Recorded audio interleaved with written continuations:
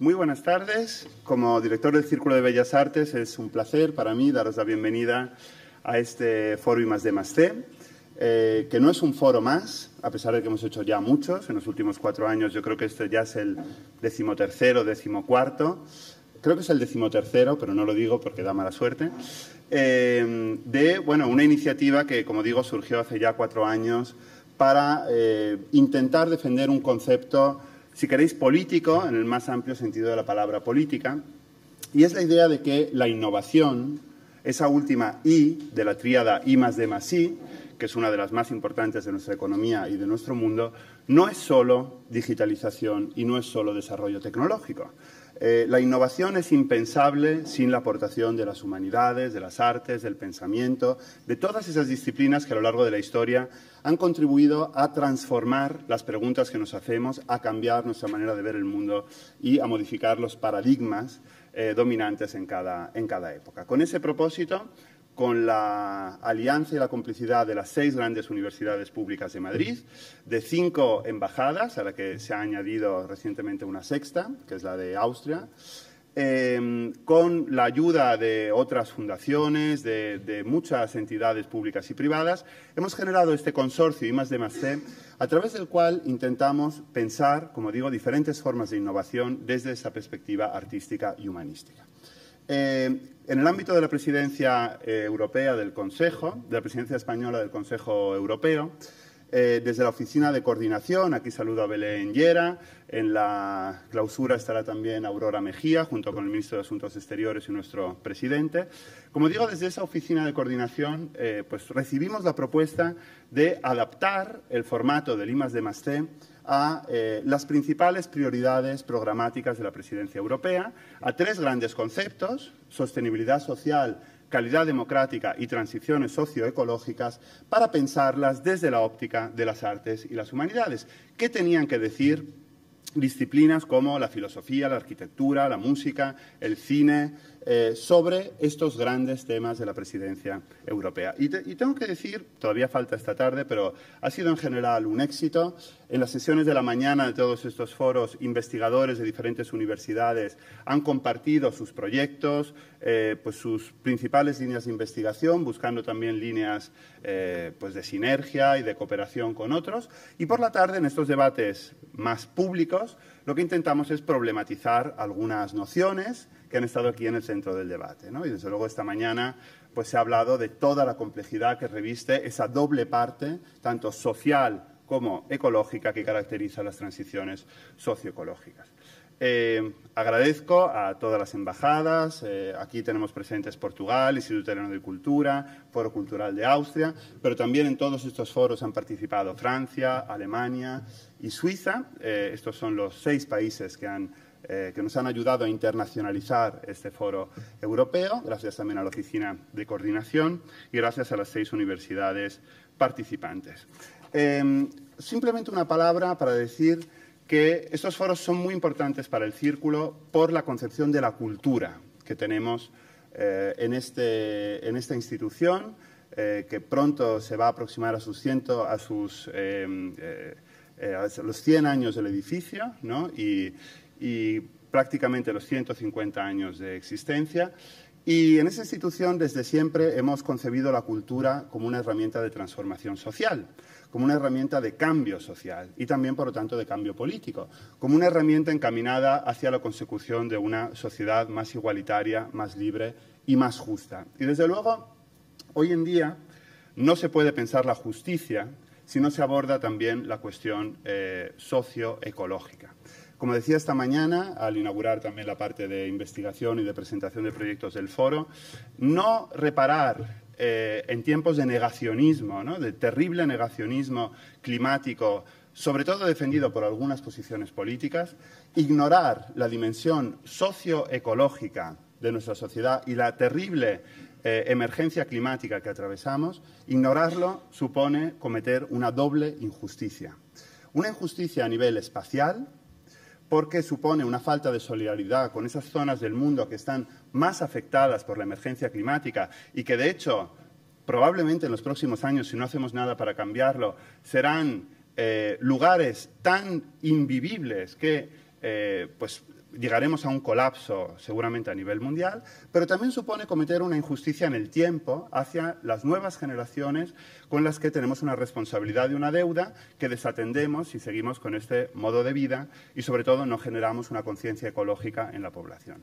El fin de este foro es justamente ese, ¿no? Preguntarnos cómo, entre otras cosas, las artes y las humanidades pueden contribuir a generar una conciencia ecológica y a poner el debate socioecológico en el centro del debate político. Hoy contaremos con una serie de expertos de primerísimo nivel. Ahora la primera mesa va a estar protagonizada por Elena Freitas, que es profesora de la Universidad de Coimbra y directora del Parque de Serralbes, que hablará con un buen amigo de esta casa, con Luis Quevedo, uno de los mejores divulgadores científicos, además de muchas más cosas de este país. Y después tendremos otra conversación apasionante que estará moderada también por Carmen Madorrán, pues una de las filósofas que más y mejor está pensando en España la cuestión de las transiciones socioecológicas. Habrá presentaciones más cumplidas y más amplias. Yo quiero agradecer también aquí la presencia de todas las personas que nos acompañan. Enumerarlas a todas sería mucho, ¿no? Pero aquí tenemos a Juan Lobato. Yo le agradezco mucho su presencia porque, bueno, nos revela la importancia también de poner en el centro del debate político estas cuestiones, ¿no? que bueno, deberían ser lo principal en las campañas electorales y, desgraciadamente, a veces no lo son, ¿no? Y gracias a todos los también representantes de otras instituciones, de nuestra Junta Directiva, que nos acompañan hoy. También a las personas, por supuesto, que nos siguen desde el streaming. Y, bueno, sin más, yo quiero agradecer también a todos los que han hecho posible los foros I+D+C a lo largo de estos años. A partir del año que viene van a cambiar de formato. No adelanto cómo y en qué sentido, pero nos vamos a concentrar en algunas líneas que consideramos prioritarias para el impacto social de las artes y las humanidades, con lo cual este formato que nos ha acompañado durante tanto tiempo va a cambiar ligeramente, así que esta es una pequeña despedida pues de un proyecto que ha sido muy importante para nosotros en el Círculo en los últimos años y, como todos los proyectos, hay que dejarlos en su momento alto, en su momento más exitoso, y en ese sentido también quiero agradecer a todas las personas de esta casa que han hecho posible este éxito a lo largo de estos años. En primera línea, Pilar García Velasco, nuestra directora de Proyectos y Relaciones Institucionales, que trabaja para organizar cada foro con una calidad y con una intensidad realmente encomiables. Así que, y por supuesto, esto se hace extensivo a todo el equipo del Círculo de Bellas Artes. Muchas gracias a todos y que empiecen los debates. Gracias.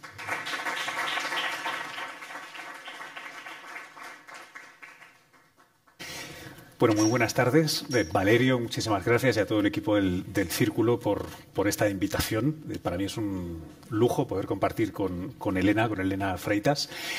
Vamos a cambiar, nos lo han pedido así, el diálogo lo vamos a tener en inglés y tenemos traducción a español y a portugués. Quien pueda necesitar, si todavía no lo ha agarrado, aquí fuera tenemos los dispositivos. Y sin más, tenemos una hora por delante. Elena, muy ¿vamos bien. a ello? Sí, claro. Qué bien.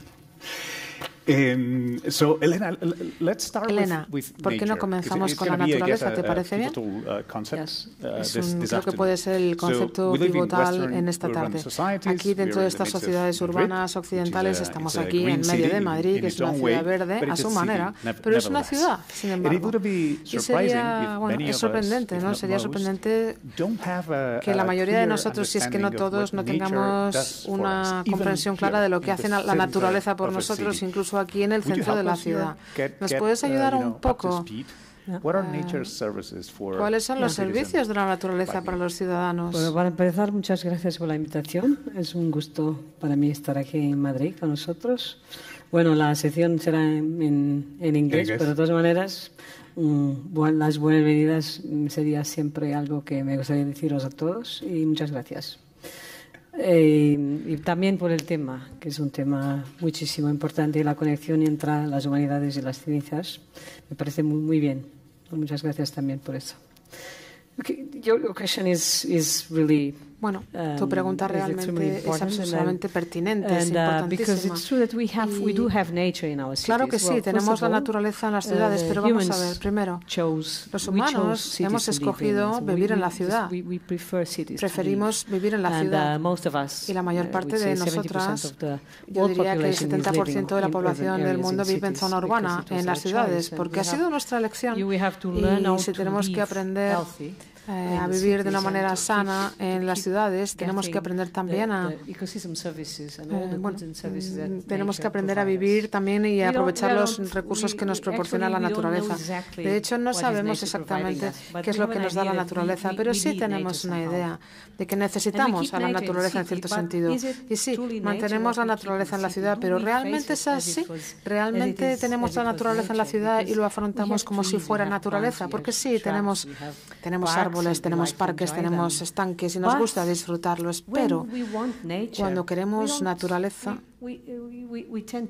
tendemos a irnos a otro lado, tendemos a visitar pues, los parques regionales o pasar días fuera en la montaña y disfrutar en la naturaleza porque sentimos que ahí, cuando tenemos diversidad, cuando tenemos el canto de los pájaros, cuando tenemos mamíferos, cuando tenemos la complejidad del sistema, incluso a veces cierto legado de lo que es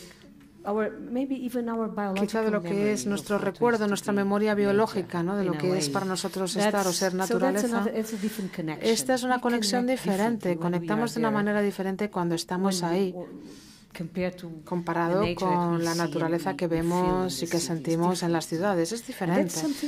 Y esto es algo que tiene que cambiar de una manera.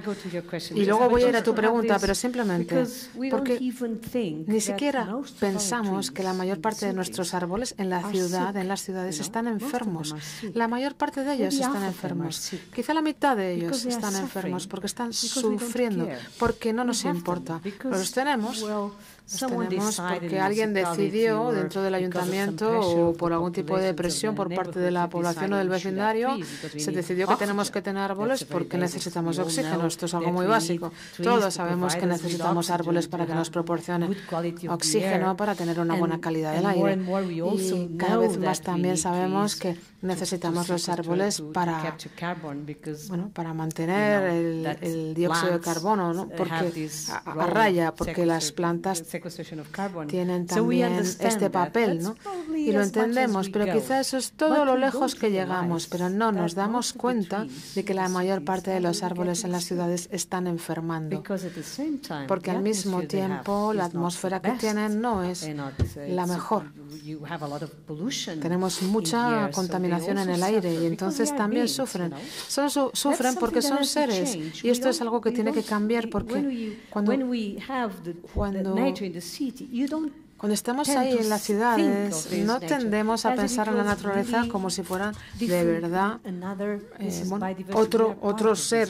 Somos parte de la naturaleza y esto es la biodiversidad. Y no pensamos que sean. Nosotros somos parte de la naturaleza y tenemos un papel diferente que jugar. Tenemos que cuidar. Si queremos árboles en la ciudad, si queremos la naturaleza en la ciudad y si queremos que la naturaleza nos siga proporcionando estos buenos servicios, tenemos que cuidarlos. Igual que cuidamos a nuestra familia, a nuestros perros, a las mascotas, pues también tenemos que cuidar a los árboles, a las plantas. Las plantas son esenciales para nuestra supervivencia. Más del 99% de la biomasa que tenemos en el planeta son plantas. Y las plantas tienen son el primer nivel de la productividad de la vida. Sin plantas no habría vida. Así que esto es lo primero, esta pregunta. ¿Realmente consideramos a la naturaleza de la ciudad como si de verdad fuera naturaleza o como si fuera algo diferente, otra cosa? Quiero volver a tu pregunta, pero es muy interesante, no se preocupe, porque estás descubriendo como una naturaleza itemizada, ¿no? Como tengo X de esto y de lo otro, o tengo este tipo de árbol metido ahí en una maceta y quizá esta enfermedad tiene que ver con un poco esto, que están aislados, que no forman parte del ecosistema. En parte sí, porque la mayor parte de las enfermedades y algunas ciudades lo están estudiando de una manera muy profunda. Sabemos ahora que la mayor parte de los árboles están enfermando en la ciudad y en parte es porque necesitan hongos, o sea, sí, hongo, porque tienen la simbiosis con los hongos y tenemos que entender que las plantas viven en la tierra, que las plantas tienen éxito cuando han estado colonizando la Tierra hace 400 millones de años. Nosotros somos una especie que hemos llegado como Homo sapiens, no sé, quizá 200 años, 300 años, 1000 años, hace 1000 años. Pero las plantas colonizaron la Tierra hace 400 millones de años y fueron tan inteligentes que lo hicieron, y este es otro mensaje de la naturaleza, en cooperación con los hongos. Escogieron esta colaboración específica para colonizar y tuvieron mucho éxito haciéndolo. Y lo que está pasando en las ciudades es que si no nos ocupamos también de esta simbiosis, que es absolutamente esencial para la supervivencia de las plantas, por ejemplo, cuando tienes mascotas y tienes mascotas que están caminando por esa tierra, en ese pequeño espacio de tierra donde hemos puesto plantas, muchas veces ponemos, por ejemplo, enormes árboles en una maceta muy pequeña. Pues imagínate si fuéramos nosotros, si casi no pueden siquiera expandir sus raíces, no pueden obtener los nutrientes, el agua, y estas raíces necesitan contacto con otras raíces porque son familia. Los árboles tienen que estar en contacto, quieren conectar.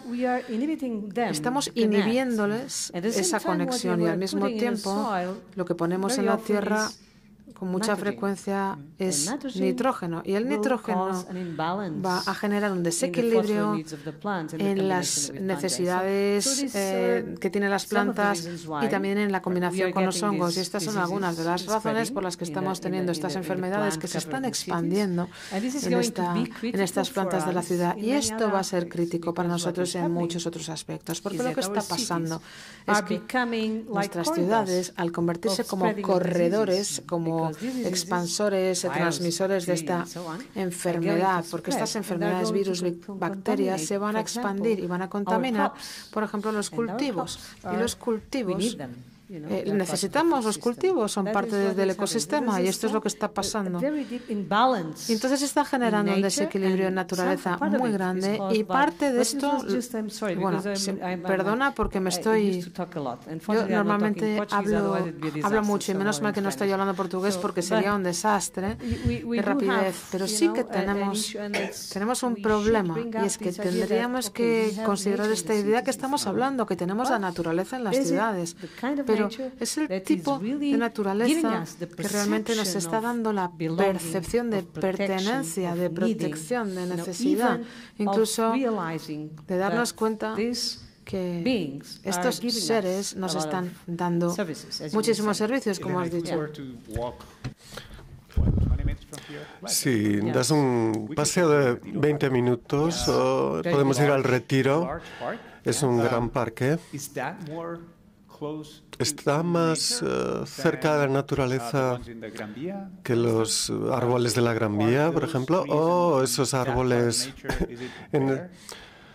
están mejor en esa parte de la naturaleza? Esto tiene que ver con la cultura y las humanidades. Como filósofas, artistas, como sois expertos en el arte de la traducción, de la naturaleza, la percepción de las personas, tenéis este arte, esta capacidad de darnos una diferente percepción de todo lo que nos rodea. ¿Daríais la misma percepción a las personas en las artes?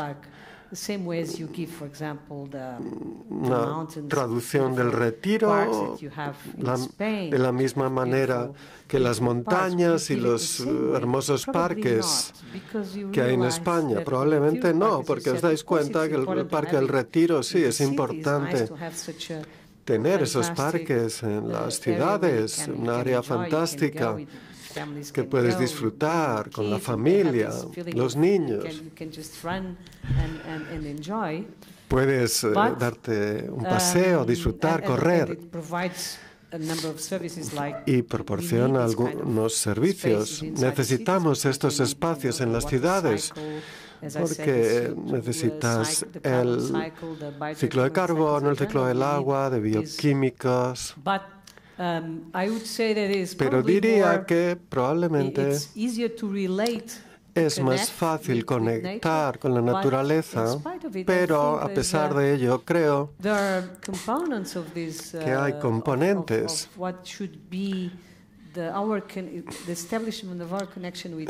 en la constitución de nuestra relación con la naturaleza que no está ahí, no la sientes. La sientes cuando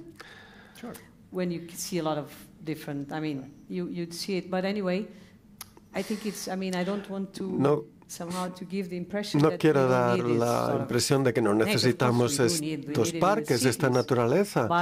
La necesitamos en las ciudades, pero hay más que eso y por eso quería plantear toda la idea de la biodiversidad. ¿Qué tipo de biodiversidad podemos permitirnos en una ciudad? Es un desafío. A todos nos gusta ir a la sierra, a las montañas. Es todo un cambio. Si estuvieras en un ayuntamiento, ¿no? En el departamento de parques y espacios naturales, ¿qué opción podrías tomar?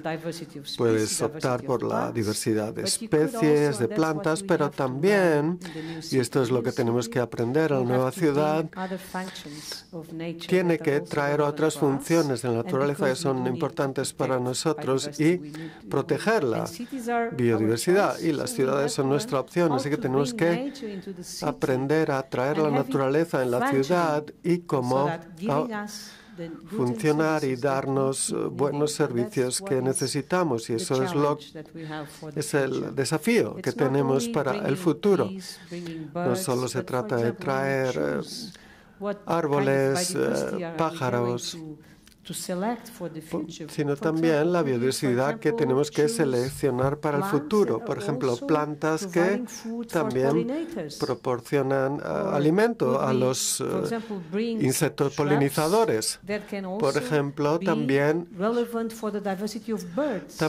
pues insectos que son buenos para la alimentación de los pájaros. Las decisiones que tomamos respecto a la naturaleza, las plantas, partimos de que las necesitamos, pero buscamos la calidad del aire, una dimensión estética, porque nos gusta verlos. Vemos que nuestro barrio pues es más saludable. Si tienes árboles, tienes la impresión de que tu barrio es más saludable y quieres vivir allí. Pero no tienes otros motivos inteligentes para tenerlos. Y ese es el gran desafío que tenemos ante nosotros. Cómo conectamos los árboles con los edificios, la ciudad y el interfaz con la periferia de la ciudad. Por ejemplo, el ciclo bioquímico, el ciclo del agua, ¿no? Tiene que ver con la elección de los árboles. A mí me encantan los árboles. Deberíamos amarlos porque cada árbol es un ecosistema. En un árbol tienes todo. Tienes nemátodos, tienes hongos, tienes mariposas, todo tipo de organismos. Es un ecosistema. Así que nos proporciona mucho más de lo que incluso podemos ver. Así que deberíamos cuidarlos. Trato de hablar de los árboles porque son tan extraordinarios. Cuando hablamos del dióxido de carbono, el cambio climático, como sabemos, el dióxido de carbono es uno de los gases más importantes de efecto invernadero. Los árboles, las plantas, tienen ese proceso mágico de secuestro de carbono. No necesitan a nadie para conseguir energía, lo sacan del agua, del carbono, y así pueden alimentarse. Es extraordinario. Pero para eso tienen las hojas, la clorofila, que necesitamos para el mecanismo de fotosíntesis. Eso es decisivo. La hoja es una fábrica, es una máquina. Cuando se abre para capturar dióxido de carbono, pierde agua. Es un equilibrio y es tan inteligente, ¿no?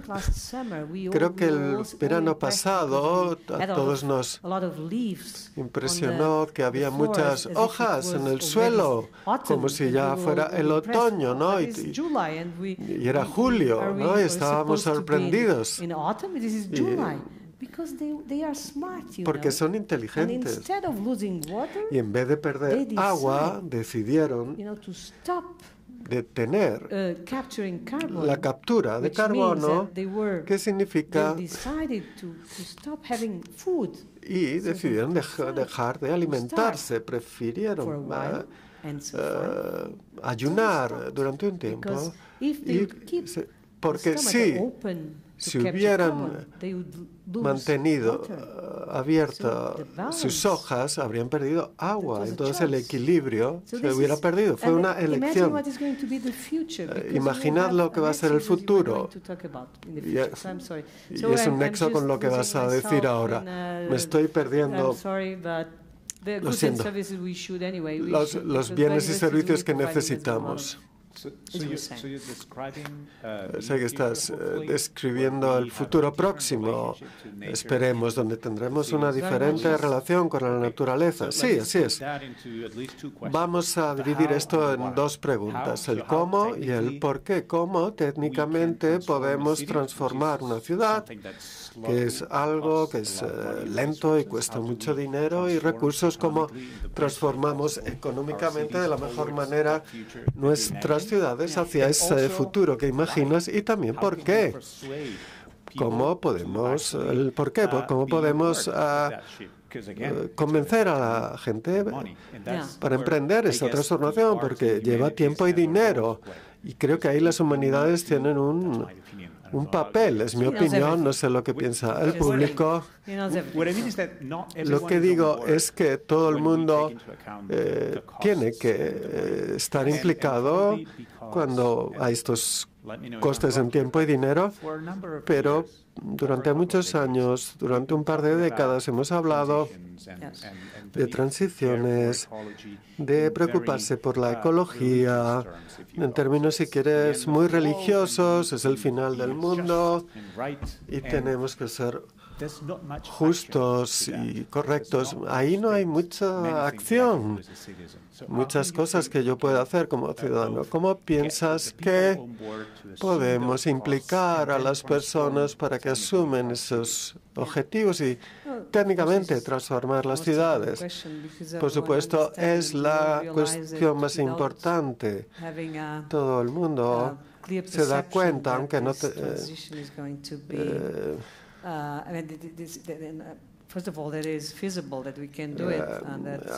lo primero es que es factible y tenemos que hacerla sin condenar a la economía y a las personas. Es una transición justa, pero al mismo tiempo hay que decir que tenemos una economía al mismo tiempo que está destruyendo todo, ¿no? Hay muchas muchas posibilidades que no están siendo consideradas por la economía tradicional y aceptamos y vemos que nuestro sistema alimentario industrial está destruyendo nuestro suelo, nuestro agua, nuestra tierra. Entendemos nuestra salud, perdón, y estamos en España. Estamos en España y vemos que necesitamos agua de Portugal porque no podemos sostener la producción alimentaria del sur de España, Andalucía. El modo en que se está produciendo, pues ahora resulta que necesitas agua de lo del país vecino. Bueno, ahí se han tomado opciones equivocadas. Muy pronto no tendremos agua para la producción de este sistema agrícola. Es el elefante en la habitación. Nuestro sistema alimentario es totalmente equivocado. Has hablado de nosotros. ¿Quiénes nosotros? Nosotras también como consumidores. Creo que ahora mismo ya lo sabemos. ¿Cómo podemos cambiar la economía cuando la economía está funcionando mal? Cambiarla de una manera que la gente pues apoye este cambio. Y al mismo tiempo, creo que cada vez más sabemos más que el cambio más inteligente es pasar a la economía ecológica, la transición ecológica, porque así tienes energía disponible. La utopía sería 100% energía solar, disponible para todos. Esto es algo que todos entendemos y esperamos tener. Esto sería lo bueno para nosotros. Esto sería la nueva economía. Todos aceptamos que tenemos una transición del sistema alimentario para tener un sistema alimentario más saludable que nos proporcione alimentario que no tenga esas repercusiones negativas y un sistema alimentario central en la transición. Y porque el que tenemos no es ni saludable ni proporciona a los verdaderos productores el dinero que deberían tener. La mayoría del dinero del sistema alimentario dominante va a los bolsillos de unos pocos.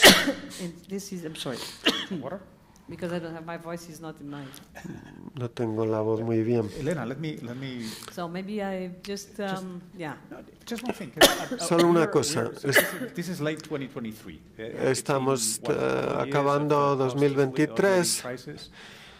2 años de inflación, de crisis de inflación. Si te he entendido bien, todo el mundo lo vemos intelectualmente, teóricamente.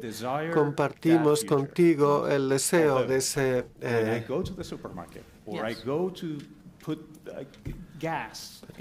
Cuando pongo gasolina en mi automóvil, pues lo veo diferente. Vemos cómo la sociedad está decidiendo. Podemos decir que no nos dan opciones razonables porque es demasiado caro o que no queremos tomar parte en los costes de esa revolución. Vamos a ver. La ciencia nos demuestra el camino al que tenemos que ir, claro. Ya hemos visto la imagen, tenemos el panorama y queremos esta transición, pero por otro lado pensamos que es caro, o, bueno, que es caro. Entonces, ¿qué es lo que habría que hacer aquí? ¿Cuál es el fracaso principal de todo esto? ¿Por qué falla? Creo que lo principal es que nuestros incentivos se están yendo al lado erróneo. Eso es una de estas cosas. Seguimos dando subsidios y ayudas a los combustibles fósiles y al mismo tiempo seguimos haciendo este tipo de reuniones, de cumbres políticas, pensando que vamos a sacar las políticas adecuadas de ahí. Seguimos dando subsidios y ayudas a combustibles combustibles fósiles en muchos aspectos y parte de estos combustibles fósiles van a pesticidas, van a alimentar nuestros sistemas alimentarios. Es decir, que hay incentivos políticos que están colocados en el lugar equivocado. Tendríamos que pensar en estos incentivos porque incluso estas empresas no necesitan este dinero para seguir produciendo. Así que no veo razón alguna, ninguna razón inteligente para que el Estado siga subsidiando y dando ayudas a lo que están subsidiando. Entonces, ¿qué necesita ayudas? Si tuviéramos incentivos, por ejemplo, si quisieras poner paneles solares en el vecindario para compartir energía, por ejemplo, entre los vecinos, y beneficiarte de una serie de paneles solares y que haya electricidad no solo para ti, sino también para tu familia o para tus vecinos. Muy fácilmente podrías establecer un vecindario de energía donde se pudiera compartir la energía. Sabemos cómo hacerlo. ¿Qué es lo que necesitas? Necesitas que el Estado ponga las ayudas ahí.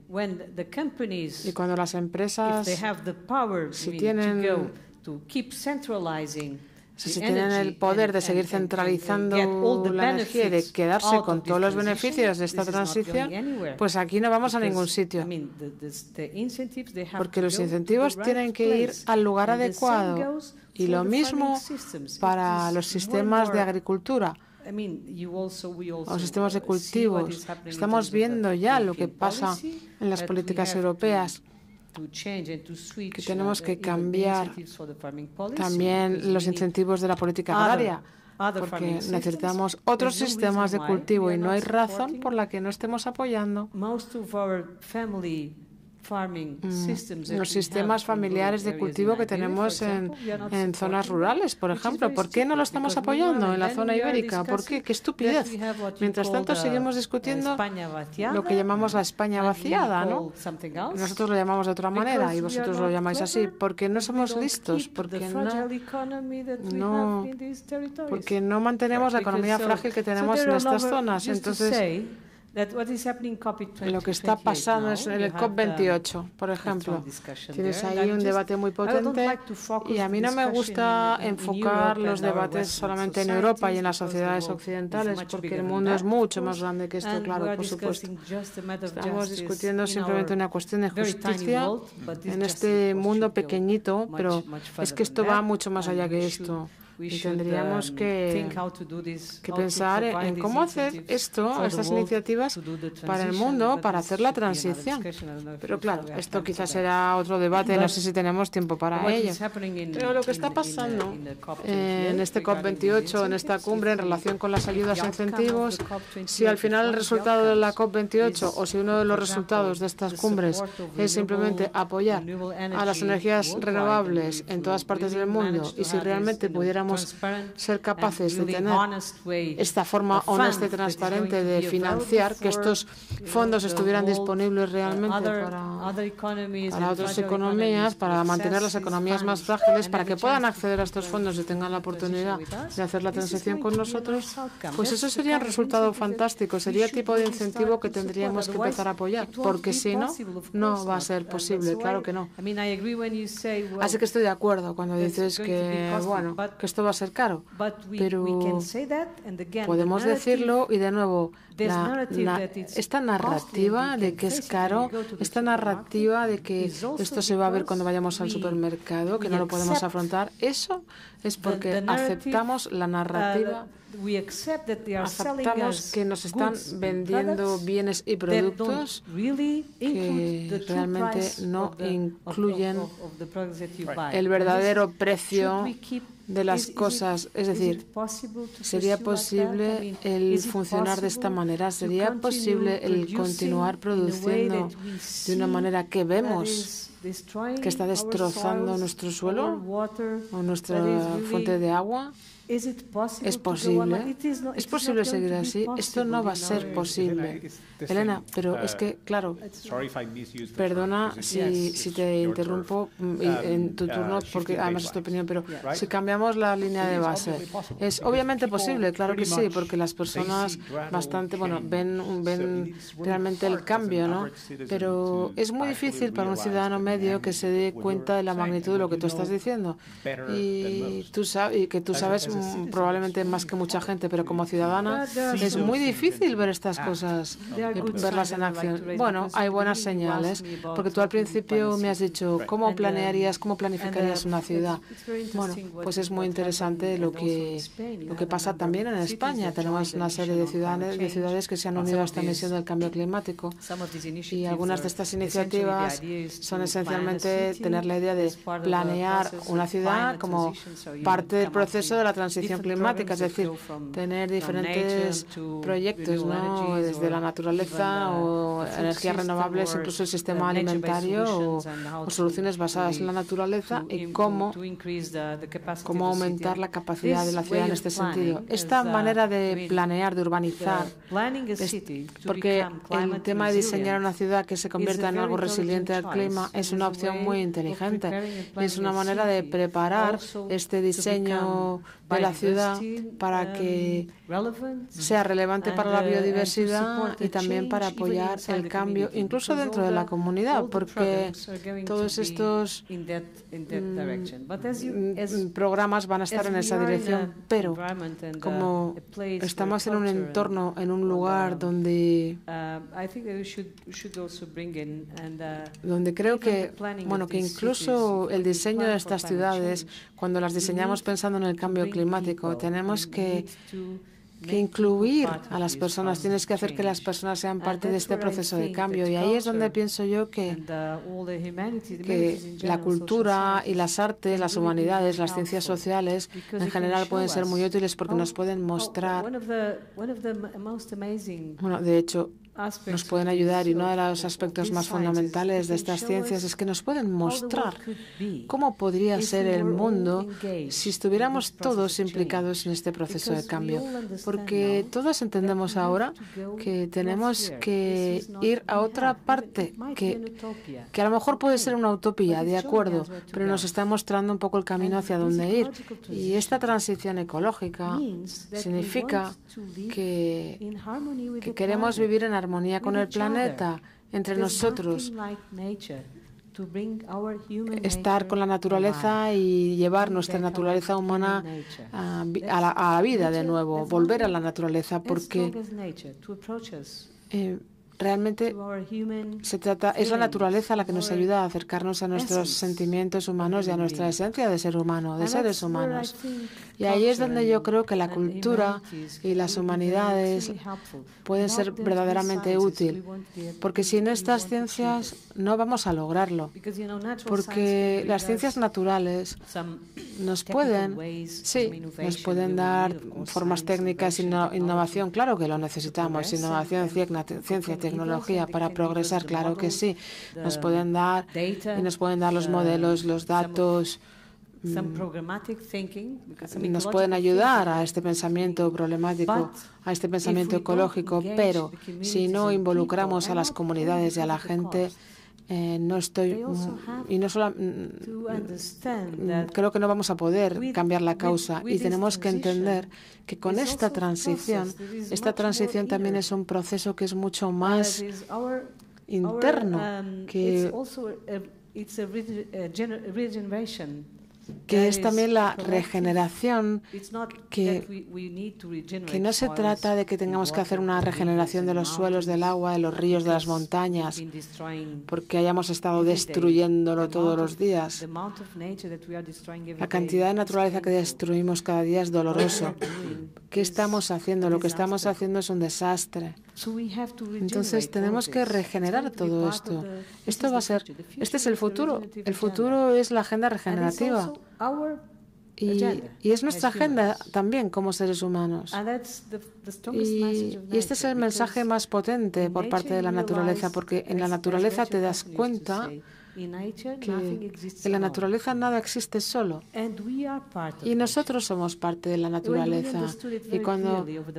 Y eso lo hemos entendido muy claramente durante la pandemia, durante el COVID, lo hemos entendido y de repente nos hemos dado cuenta de, wow, esto nos podría matar. Ni siquiera este pequeño, no podríamos llamarlo ni organismo, pero nos podría haber matado a todos. Bueno, la ciencia finalmente ha obtenido una solución, ¿no?, que ha sido muy útil, pero entonces hemos entendido, ahí entendimos que todos hemos querido ir a la naturaleza y sentirla, pero porque nos hemos dado cuenta de que finalmente que somos vulnerables, que esto es algo que la biología lo hace muy bien. Nos pone ahí en la parte superior del proceso evolutivo como si lo hubiéramos logrado, que somos los reyes de este planeta. Pero durante esta pandemia nos dimos cuenta de que somos tan vulnerables como cualquier otra especie. Y esto es algo que es crítico para el futuro de la humanidad. Entender que somos parte de la naturaleza y que todos estamos interconectados. Y esta conexión va a ser crítica para nuestro futuro. Y por eso, por eso se hablaba en el debate anterior, ¿no?, que la transición socioecológica sí, puede que sea o puede parecer compleja, que sea difícil llegar ahí en este momento porque necesitamos conocimiento, necesitamos ceder en muchas cosas y compromiso para ver lo que no estamos alcanzando, pero al mismo tiempo creo que hay un aumento de la percepción, sobre todo con los jóvenes, hay un aumento de la percepción de que hay otra manera de funcionar y hay otra forma de ir.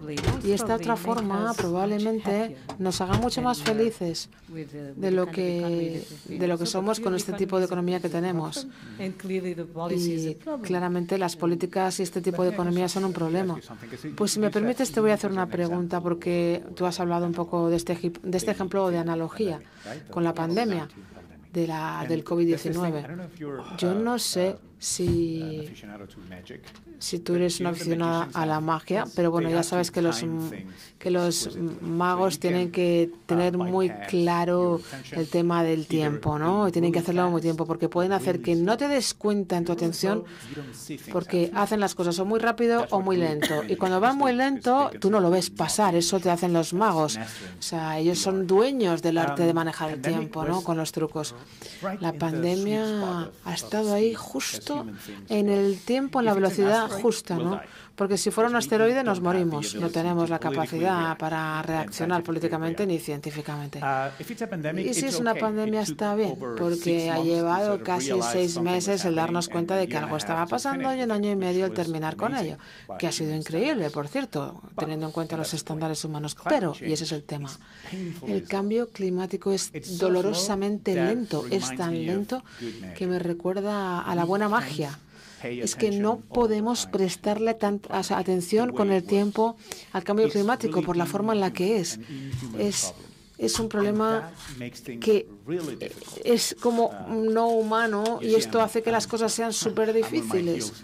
Vamos a ver. Esto es algo que Danny Kahneman solía decir, que los atributos del cambio climático, lo que requiere realmente la transición climática, es muy inhumano. Es muy inhumano porque demanda algo casi imposible de nosotros. Y necesitamos, de una manera o de otra, antes de que sea demasiado tarde, que se nos eche encima, cómo podemos cambiar un poco, o cómo podemos cambiar quizá más rápido para... ¿Cómo podemos acelerarlo para tener este sufrimiento, ¿no? Hace un par de semanas tuvimos aquí en Madrid unas semanas bastante agitadas. Había personas que estaban protestando contra el gobierno. Ahora, bueno, puedes estar de acuerdo o no con ellos, pero ellos sí que se preocupan y sí que están ahí y están haciendo cosas y están todos los días y nos encantaría que nosotros pudiéramos hacer lo mismo con las cosas que estamos discutiendo ahora. ¿Por qué? ¿Cómo podemos hacer que la gente se vuelva apasionada con estos temas, con las transiciones socioecológicas? Bueno, yo no creo que sea pasión la palabra, pero creo que cada vez va a pasar más. Creo que tenemos movimientos y que vamos a tener movimientos. Bueno, ya tenemos, pero lo hemos dicho, ¿no? Han sido tan tristes, ¿no? Tantos conflictos en tantos sitios, porque claro, el cambio climático es tan obvio en diferentes lugares. Ahora estamos con el COP28 en Dubái, como sabéis, pero el escenario también que comentó Naciones Unidas en el último informe de noviembre, bueno, según lo que cuentan, tenemos el 14% de oportunidad realmente de alcanzar bueno, lo que se decidió en el Acuerdo de París. Es decir, seguimos todavía aumentando la cantidad de dióxido de carbono que estamos emitiendo y emisiones y combustibles fósiles. Seguimos aumentando cuando lo que tendríamos que hacer es estar reduciendo. Pero se supone que tendríamos que haber estado bajando entre el 28 y el 30% en función de si queríamos alcanzar el 0,5 o el 1 de los grados según el objetivo, pero estamos lejísimos de alcanzarlo. Lo sabemos todos y según este informe de Naciones Unidas, quizá incluso hasta tengamos un aumento de 2,5 a 2,9, es decir, si no conseguimos, no podemos vivir en el 1,2, imagínense con estos escenarios las catástrofes que vamos a tener, ¿no? En diferentes partes del planeta. Esto cada vez está más claro y este año se dice que ha sido el año más caliente que se ha registrado al menos. Entonces, bueno, podemos ver qué pasa, pero esto, claro, también tendríamos que tener algún cambio en los medios de comunicación, porque de hecho, probablemente ninguno de nosotros nos habremos dado cuenta de que este año en Europa se supone que hemos tenido como 1.600 personas. 16.000 personas que han muerto por el tema del COVID y incluso quizá hayan leído todos en las noticias que ha habido muchas personas que han muerto también, ¿no? Lo sabemos. Este año han tenido 8 olas de calor consecutivas en Río de Janeiro. Y solo se habla de una porque murió una chica en el concierto de Taylor Swift. Nadie se da cuenta de que esto iba a suceder. También los incendios en Canadá, que han triplicado el tamaño de cualquier incendio anterior, el número, las emisiones también, la extensión forestal. Esto está sucediendo. La temperatura de los océanos, este año hemos tenido un aumento increíble, más de 20% de aumento de la temperatura a la superficie del océano. Imaginad el impacto en los peces, en las corrientes oceánicas, en el hielo antártico. Antonio Gutiérrez habló de ello la semana pasada. El impacto del cambio climático va a ser cada vez más evidente porque hay problemas con el agua, ya no producimos alimentos de la misma manera, ya estamos teniendo escaseces alimentarias debido al impacto del cambio climático sobre el agua. No es un espejismo, está sucediendo. Así que el impacto del cambio climático va a ser cada vez más evidente y va a ser cada vez más evidente para el ciudadano común. Las personas que están en poder, que hemos elegido, no están respondiendo a la crisis, no están haciendo lo que deberían hacer y esto va a provocar, sin duda, diferentes conflictos, manifestaciones, protestas. Las personas jóvenes van a salir a las calles. No sé si va a ser al principio algo positivo, pero lo que ha sucedido en la COP28, veremos el resultado. No sabemos el resultado, pero tenemos a una persona que es la séptima economía más contaminante del mundo, una COP que tiene lugar en los Emiratos.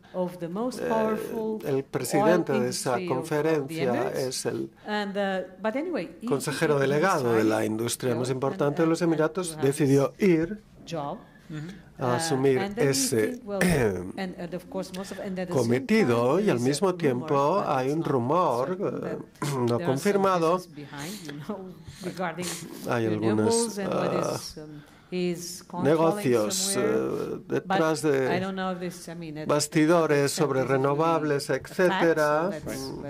No sé si esto puede considerarse un hecho confirmado. Pero en cualquier caso, esta persona es muy poderosa y decidió ser el presidente de la COP. Y así deberíamos contar con un buen resultado. Probablemente, si preguntas a la mayoría de las personas jóvenes comprometidas con la agenda, dirán en absoluto. Quizás aquí, entre nosotros, en el público, que no seguimos muy de cerca, dirán, bueno, sí, tal vez. También es cierto. Hay que preguntarse por qué esta persona ha decidido asumir ese cargo. Si no va a dar ningún resultado positivo, decimos, está loco. Pero estoy segura de que al mismo tiempo tienes a 70.000 personas que asisten a la cumbre. Probablemente, quizás el 90% son lobistas.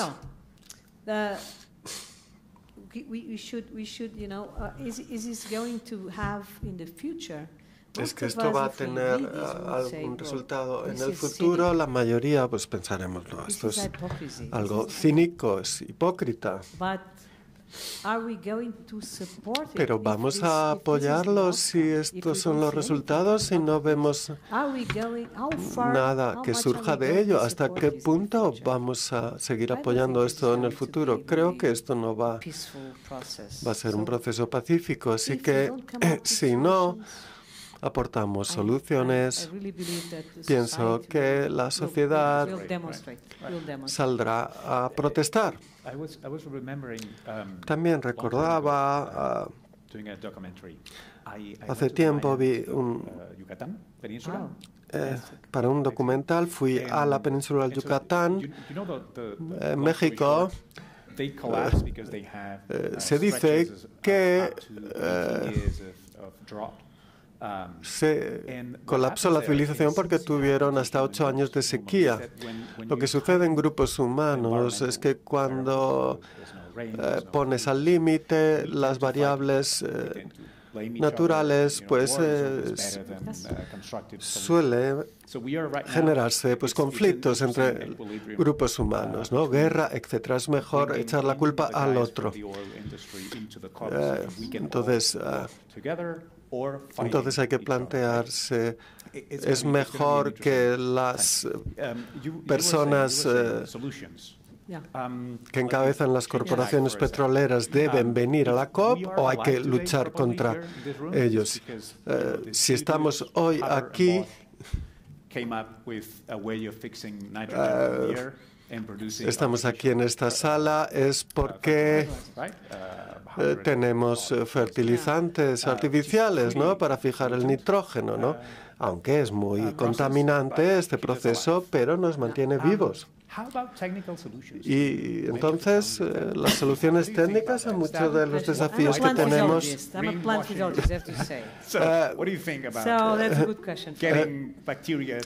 Entonces la cuestión sería una buena idea que las bacterias fijaran el nitrógeno en las cosechas.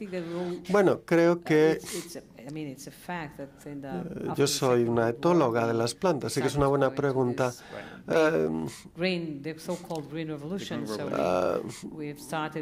Empezamos con esta revolución verde, ¿no? Tenemos conocimiento científico suficiente para producir la suficiente cantidad de alimentos o explorar la capacidad de las plantas de producir. Pero también sabemos que las plantas necesitan nutrientes. Si se los damos, pues van a crecer más rápido y van a ser más grandes, ¿no? Más cantidad de materia. El nitrógeno es una parte de las enzimas que las plantas necesitan para hacer la fotosíntesis. Es una de las claves. Así que la cuestión pues era, vamos a alimentar a las plantas con más nutrientes y así les damos más y nos darán más biomasa y tendremos más alimentos, pero esencialmente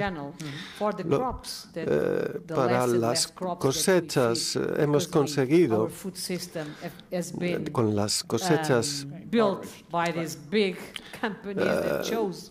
porque nuestro sistema alimentario ha sido construido por las grandes compañías que eligieron lo que teníamos que comer y, bueno, pues feliz y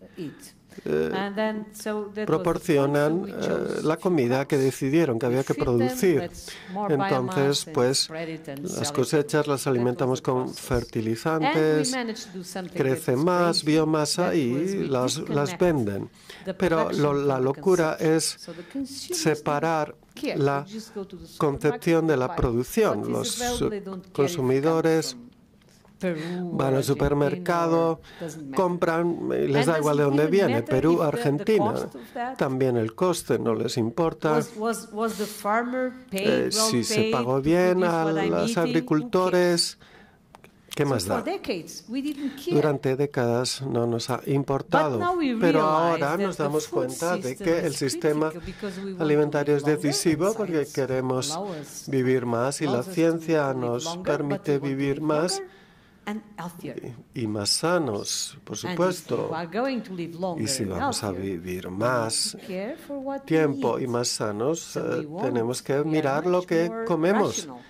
Y por eso somos más racionales cuando se trata de la comida que compramos. Queremos ver las etiquetas, nos preocupamos cada vez más. Y a veces hasta tenemos una app en nuestro iPhone para ver el equilibrio de nutrientes que necesito para estar sano. Entonces la app me dice, deberías tomar tanto de fósforo, de calcio, y esto, pues el sistema alimentario va a cambiar de esta manera porque percibimos que queremos comer mejor. Va a ser un proceso de cambio y vamos a exigir un mejor sistema alimentario porque entendemos que es bueno para nuestra salud. Lo que hemos construido sí es fantástico, pudimos producir más y alimentar al mundo, pero al mismo tiempo hicimos algo extraordinario. La mitad del mundo está pagando mucho dinero, que por supuesto de que el Estado no toca para pagar los costes de los excesos alimentarios, la diabetes, por ejemplo. Y parte del mundo sufre hambre porque no tienen suficiente comida. Ese es el sistema que construimos. Pero lo cierto es que la ciencia nos ayuda a aumentar la cantidad de comida, de alimentos. Y esto va a ser de nuevo parte del proceso de cambio. Lo primero, un sistema alimentario más saludable. Vamos a exigir un mayor conocimiento que nos permita comprender y seguir lo que comemos. También queremos, de ser posible, saber quién lo produjo, cuál es la historia, cuál es el paisaje. Nos gustaría que nos visitaras para que veas de dónde vienen estas aceitunas, de dónde viene mi aceite de oliva. Incluso voy a ayudar al productor. Esto va a ser cada vez más el futuro, que seamos parte de este proceso, porque entendemos que va a ser más saludable, pero al mismo tiempo también hay una demanda que plantea si tu producción alimentaria degrada el suelo o usa pesticidas, no quiero participar. Al mismo tiempo, ya tenemos laboratorios en Europa y otros lugares que producen carne en el laboratorio.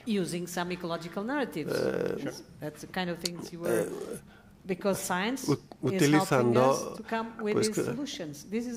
soluciones científicas, ¿no? Eso puede, y probablemente alimentaremos a parte del mundo con esta carne producida en el laboratorio. Probablemente es una proteína de base vegetal, probablemente. Así que tenemos dos relatos que van a apoyar este cambio. Una, la que dice que si se produce en el laboratorio, pues no destruyes el suelo, la biodiversidad, la tierra, así que se protege la biodiversidad y esto no destruyes el suelo, no agotas el agua, así que va a ser un argumento ecológico y va a resultar convincente en cierto modo porque se basa en proteínas de base vegetal, que también hay una demanda de ellas, y al mismo tiempo otro argumento es que hay otros instrumentos. En mi laboratorio trabajamos, por ejemplo, en bioinoculantes, usar bacterias y hongos que puedes utilizar con las semillas, preparar la semilla y la semilla está mejor preparada y va a producir más. Este tipo de biotecnología va a ser parte del proceso. Pero también el relato más poderoso que va a cambiar el sistema alimentario va a ser la agroecología. Va a ser la agenda más poderosa que aportará ciencia, inputs científicos, pero la idea consiste, no como en el pasado, en la revolución anterior, producir cada vez más biomasa de cualquier tipo. No va a ser así, sino vamos a tener argumentos agroecológicos, buena comida saludable que evite el impacto en el sistema alimentario, en el sistema ecológico. Pues como estás diciendo, entonces está claro que vamos a tener diferentes agendas que todas nos van a ayudar a hacer esta transición ecológica, también alimentaria, porque esta transición alimentaria va a ser también central y fundamental para afrontar la crisis climática. Y esta es una de las razones por las que la COP28, esta cumbre, de una manera muy tímida, pero a su ritmo está avanzando en esta agenda. Creo que ya es el momento para la pregunta final, que va a ser una un poco trivial.